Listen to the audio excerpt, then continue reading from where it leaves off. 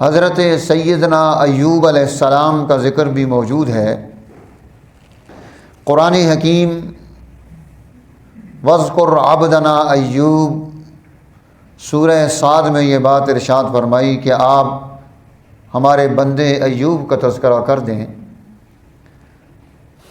اور سورہ انبیاء میں فرمایا وَأَيُّوبَ إِذْ نَادَى رَبَّهُ کہ ایوب نے جب اپنے رب کو پکارا، ندا دی، دعا مانگی، انی مسنی الضر کہ مجھے کچھ تکلیف پہنچ گئی، وانت ارحم الراحمین اور تو سب سے زیادہ رحم کرنے والوں میں سے سب سے زیادہ رحم کرنے والا ہے۔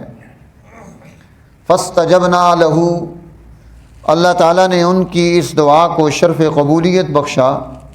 فکشفنا ما بہ من ضر جو بھی ان پر تکلیف تھی اسے دور کر دیا۔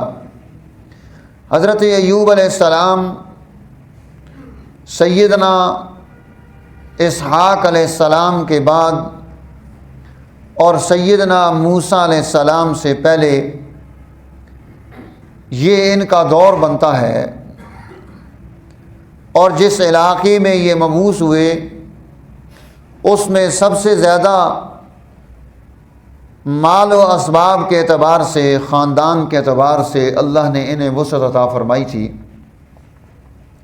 یعنی اس دور میں بہت بڑی زمین پر ان کی کاشت تھی، 500 سے زائد ہل تھے، 1000 سے زائد ان کے پاس وہ بیل تھے جو ہل جوتتے ہیں، اور اسی طرح 8-10 ہزار کے قریب بکریاں اور بھیڑیں اور اونٹ، اور ہزاروں کی تعداد میں مال برداری کے لیے خچر اور گدھے وغیرہ۔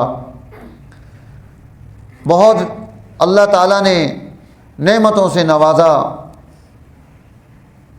بہت بڑے خدام ان کے پاس موجود تھے، خاندان تھا، اولاد تھی۔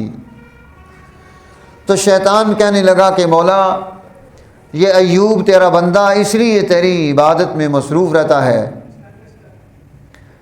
اس لیے یہ تیرا شکر بجا لاتا ہے کہ تو نے اسے اتنا نواز کے رکھا ہوا ہے، اتنی نعمتیں عطا کی ہیں، اتنے مال و اسباب دیے، اتنی فراوانی دی۔ اللہ تعالیٰ نے فرمایا چل ہم اپنے بندے کو آزما کے دیکھ لیتے ہیں۔ اب وہ جتنا بھی وہ کھیت و کھلیان تھے وہ سب کے سب جل کر راکھ ہو گئے، اولاد اور گھر والے سارے یکے بعد دیگرے رخصت ہو گئے، مال و مویشی سب ختم ہو گئے، گھر بھی اس کا چھت گرا، اس کے نیچے جو بچے کچے لوگ تھے وہ آ گئے۔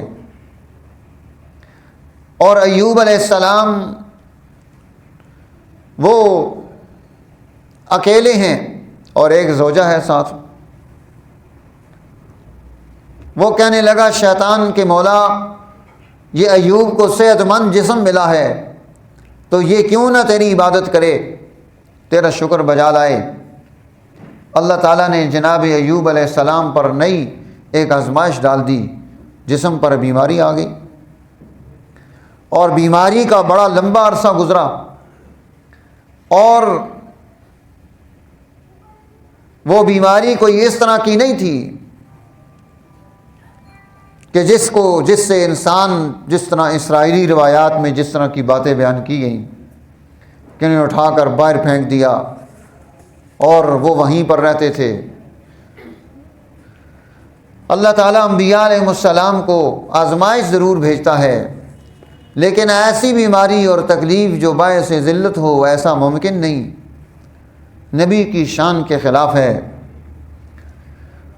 اب وہ آزمائش تھی، وہ ابتلا تھا، اور اس ابتلا اور آزمائش میں بڑا لمبا عرصہ سیدنا ایوب علیہ السلام کو گزارنا پڑا۔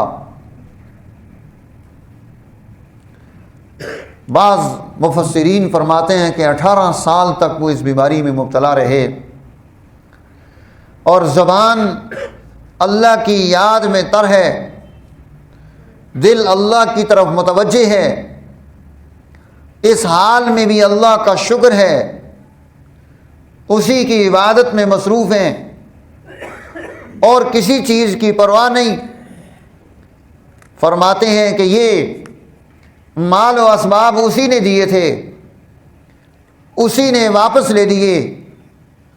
جب میں دنیا میں آیا تھا ماں کے پیٹ سے تو خالی ہاتھ تھا، میرے پاس کچھ نہیں تھا، اور اللہ نے مجھ پر رحم کیا، وہ ساری نعمتیں مجھے عطا کر دیں۔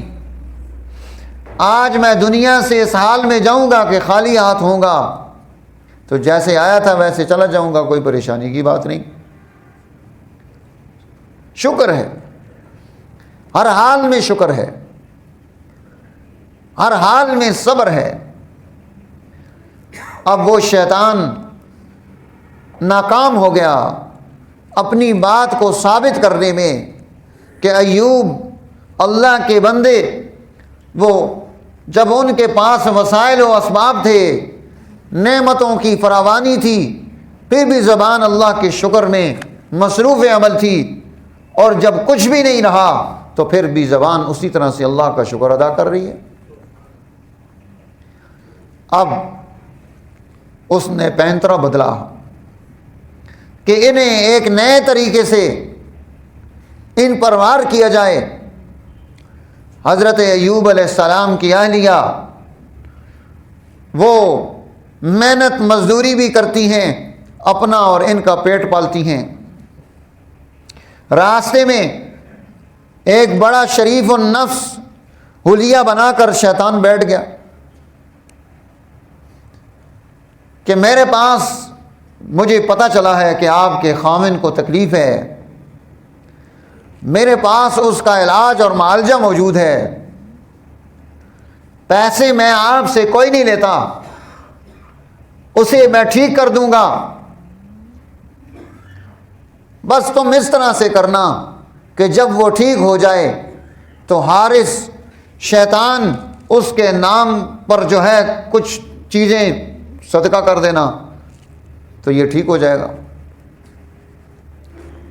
وہ جب واپس آئیں، اپنے شوہر کے ساتھ آ کر گفتگو کی، انہیں یہ مسئلہ بتایا۔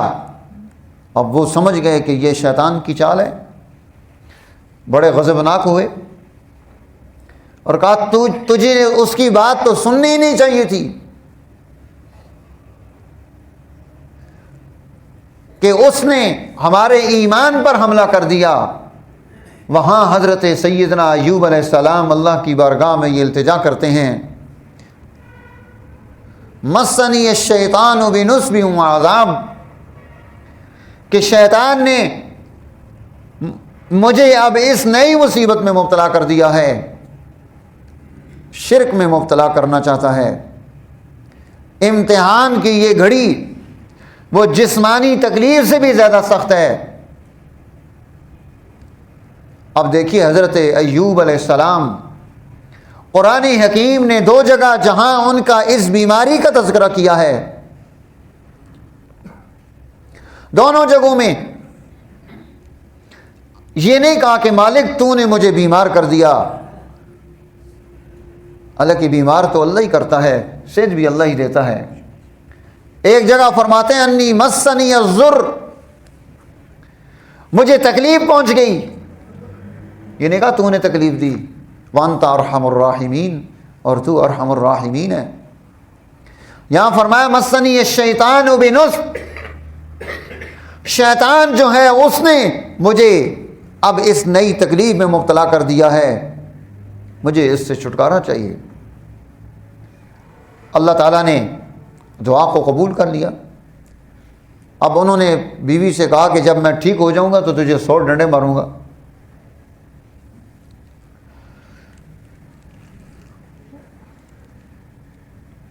جب اللہ کی بارگاہ میں ہاتھ اٹھائے، دعا کو قبولیت مل گئی۔ ارکض برجلک ھذا، آپ اپنے پاؤں کی ٹھوکر زمین پر ماریں۔ ارکض برجلک ھذا، چشمہ نکلے گا، مغتسل، اس چشمے سے آپ نے جو ہے غسل کر کے اپنے آپ کو صحت مند بنانا ہے۔ ایوب علیہ السلام نے 2 ٹھوکریں ماری، 2 چشمے پیدا ہوئے، ایک چشمے سے غسل کر کے ظاہری جسم کو ٹھیک کیا، دوسری بار ٹھوکر ماری تو دوسرا چشمہ پیدا ہوا، اسے پی کر اندر کی جو بیماری تھی اس کو بھی ختم کر دیا۔ اللہ تعالیٰ نے پانی میں بھی تاثیر رکھی ہے۔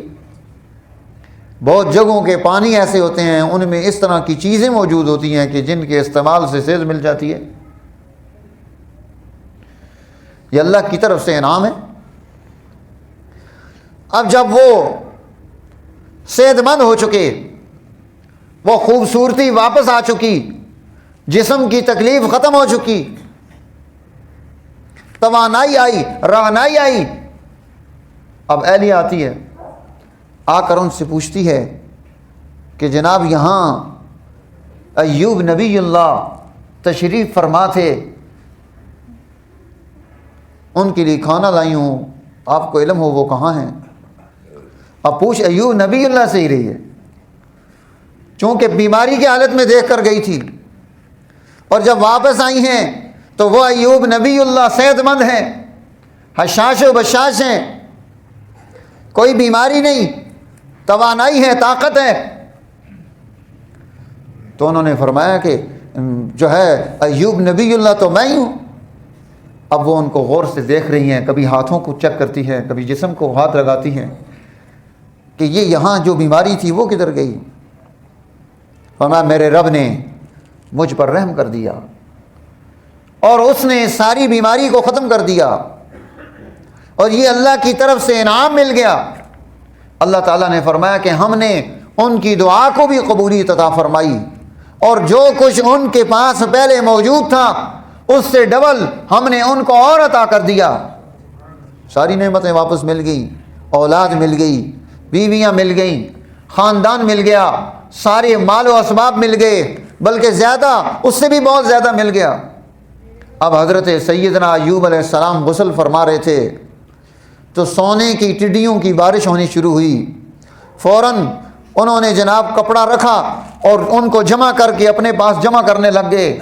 اللہ نے غیب سے آواز دی کہ ایوب، کیا ہم نے تجھے اتنی وافر نعمتیں دے کر سارا کچھ عطا نہیں کر دیا؟ تو ایوب علیہ السلام نے فرمایا مولا لا غنا عن برکتک، تیری طرف سے کوئی برکت مل رہی ہو، کوئی نعمت اور انعام مل رہا ہو، ہم اس انعام اور نعمت سے جو ہے کیسے اس کو چھوڑ سکتے ہیں؟ لا غنا عن برکتک، تیری طرف سے آنے والی برکت سے ہم جو ہے نا مستغنی نہیں ہو سکتے کہ ہم اسے چھوڑ دیں، اسے حاصل ہی نہ کریں۔ کہاں جب کچھ بھی نہیں تو پھر بھی اس کی حمد و ستائش میں مصروف ہیں۔ اللہ نے نعمتیں عطا کر دی تو نعمتوں کا ہونا یہ کوئی عیب کی بات نہیں، لیکن اگر نعمت کے آنے کے بعد تکبر آ جائے، شیطان بن جائے اور انسانوں کی گردنوں کا مالک اپنے کو سمجھنے لگ جائے، اللہ کی حمد و ستائش کو چھوڑ دے اور گناہوں کے راستے کو اختیار کر لے، جیسا عموماً ہوتا ہے، تو یہ مال آزمائش بن جاتی ہے۔ حضرت سیدنا ایوب علیہ السلام نے اپنی اس پوری زندگی میں صبر کو اور شکر کو ہاتھ سے نہیں جانے دیا۔ اس لیے اللہ فرماتے ہیں نعم العبد، ایوب بہترین بندہ ہے، انا وجدناہ صابرا، ہم نے ایوب کو صابر پایا ہے۔ اللہ تعریف کر رہا ہے کہ نعم العبد، وہ کیوں نعم العبد بنے کہ انہوں نے ہر حال میں اللہ کے ساتھ اپنے اس تعلق اور محبت کو قائم رکھا۔ تو میرے دوستو، زندگی کا جو بھی دور آ جائے اس دور میں ہم اللہ کے ساتھ مربوط رہیں، وہ محبت قائم رہے، شکر قائم رہے، صبر قائم رہے، جزا اور فضا نہ ہو، واویلا نہ ہو، اللہ پر گلے اور شکوے نہ کرے، تو پھر اللہ اس بندے کی تعریف کرتے ہیں انا وجدناہ صابرا، ہم نے ایوب کو صابر پایا ہے۔ یعنی اتنی تکلیفیں آئیں، ان تکلیفوں میں ثابت قدم ہیں، صابر ہیں، خوش ہیں، اللہ کی رضا پہ راضی ہیں، اور غلط راستہ شیطان لگانا چاہتا ہے اس راستے کی طرف خود بھی نہیں جا رہے، اپنی بیوی کو بھی بچاتے ہیں۔ اب چونکہ اتنا لمبا عرصہ اس رفیقہ حیات نے زندگی کا ساتھ دیا تھا، اب تردد میں ہیں کہ اس کا حل کیا نکالوں، کہ جس نے اتنی خدمت کی، رات دن سنبھالا، کھانا لا کر دیا، اب میں نے قسم اٹھائی ہے۔ اللہ تعالیٰ نے فرمایا کہ آپ اس طرح کریں کہ جو ہے یہ جو تنکے ہیں، تیلے 100 کے قریب جمع کر لیں اور ان کو ایک دفعہ اپنی بیوی کو مار لیں، لا تحنس، تاکہ آپ نے قسم کھائی ہے آپ قسم میں حانث نہ ہوں اور آپ کا یہ مسئلہ بھی حل ہو جائے۔ تو اللہ تعالیٰ نے اس کی قدردانی کو قائم رکھا ان کی بیوی کی، اور اسے عزت و شرف بخشا کہ جس نے ایوب نبی اللہ کی خدمت اس محبت سے کی تھی، تو ان کے لیے راستہ نکال دیا کہ آپ ان کے لیے اس طرح سے کردار ادا کر لیں۔ تو بہرحال یہ واقعہ ہمیں رہنمائی دیتا ہے کہ ہم صبر کس حال میں کریں گے، شکر کس حال میں کریں گے۔ اپنی زندگی کی یہ 2 بنیادیں اگر ہم نے درست کر لی تو اللہ کی طرف سے ہمارے لیے بھی بہت بڑے انعامات نازل ہوں گے۔ اللہ تعالیٰ ہمیں توفیق نصیب فرمائے، سنت عطا فرمائے۔